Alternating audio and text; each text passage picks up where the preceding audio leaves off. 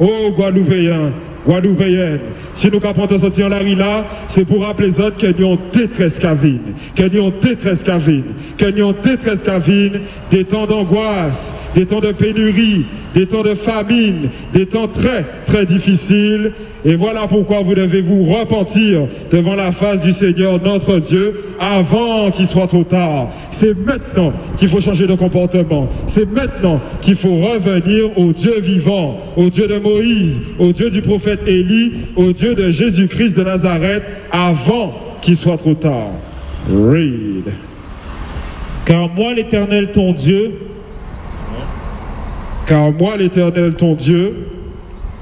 ok, donc Kanoukalila, la Bible, Kanoukalila, les 10 commandements, ok, pour rappeler que si nous t'es qu'à observer ne serait-ce que les 10 commandements, ça a fait longtemps que Guadeloupe déjà vu nos belles paradis.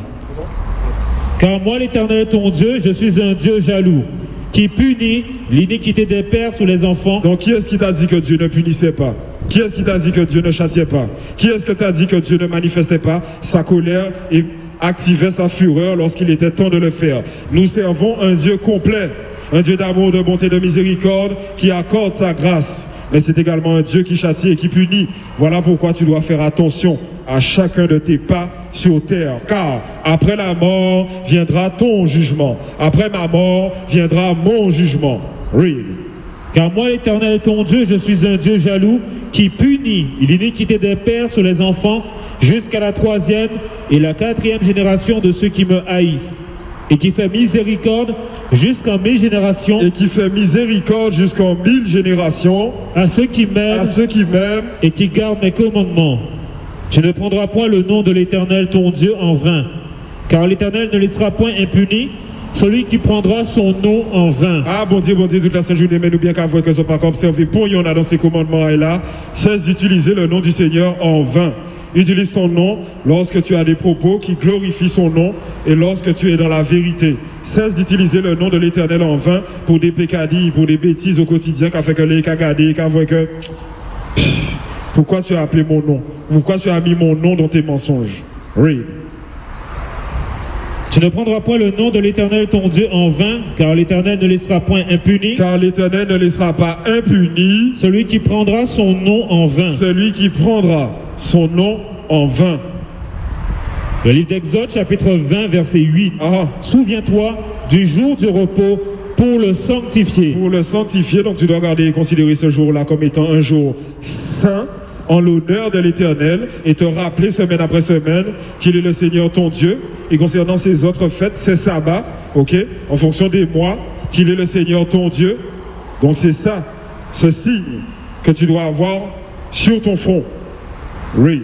Tu travailleras 6 jours et tu feras tout ton ouvrage. Tu travailleras 6 jours et tu feras tout ton ouvrage. À quoi correspondent les 6 jours? Dimanche, lundi, mardi, mercredi, jeudi, vendredi. Voici là les 6 jours du livre de la Genèse. Jour 1, 2, 3, 4, 5, 6. Ce qui veut dire que le premier jour de la semaine, selon vos encyclopédies, c'est le dimanche. Ce qui veut dire que le premier jour de la semaine, c'est Sunday. Ok? Read. Mais le 7e jour est le jour du repos de l'Éternel ton Dieu. À quoi correspond le 7e jour selon vos encyclopédies, selon vos dictionnaires?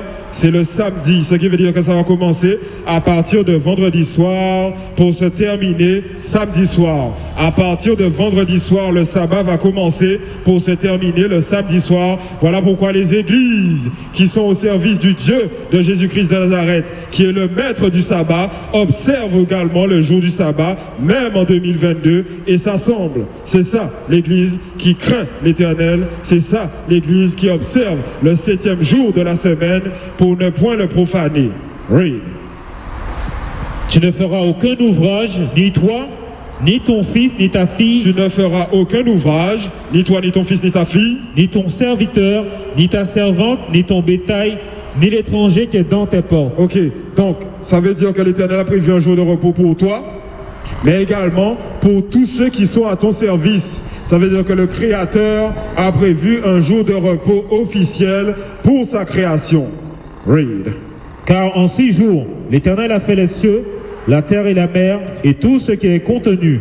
Et il s'est reposé. Qu'est-ce que Dieu fit? Il s'est reposé. Qu'est-ce que le Dieu de Jésus-Christ de Nazareth fit? Il s'est reposé. Qu'est-ce que le Père Céleste fit? Il s'est reposé. Donc Dieu se repose, mais vous, pas, vous êtes content pour reposer. À l'intérieur des 10 commandements, l'Éternel nous dit qu'il s'est reposé et il nous appelle à nous reposer le jour saint, jour du sabbat, c'est-à-dire le samedi sur les calendriers modernes. À aucun moment, l'Éternel a béni, sanctifié le jour qu'on appelle dimanche. Ok, dimanche n'est pas le jour du Seigneur. C'est le jour de l'Église catholique romaine apostolique qui est la grande prostituée du livre de Révélation chapitre 17. Mais à aucun moment c'est le jour de sabbat, le jour de repos sanctifié, béni du Dieu de Moïse, du Dieu de Jésus-Christ de Nazareth, du Dieu du prophète Élie, des rois David et Salomon, de l'apôtre Paul, des 12 disciples. Read. Il s'est reposé le 7e jour. C'est pourquoi l'Éternel a béni le jour du repos. C'est pourquoi l'Éternel a béni quel jour? C'est pourquoi l'Éternel a béni le jour du repos. C'est l'homme qui a béni le jour du repos. C'est pourquoi l'Éternel a béni le jour du repos. Donc c'est pourquoi l'Éternel a béni le jour du repos. L'Éternel a béni le jour du repos. Et l'a sanctifié. Et l'a qui, putain? Et l'a sanctifié. Et l'a quoi? Et l'a sanctifié. Them killer prophets every time them try educate us. You know, organize a big plan, them. Tell me what's the purpose, really?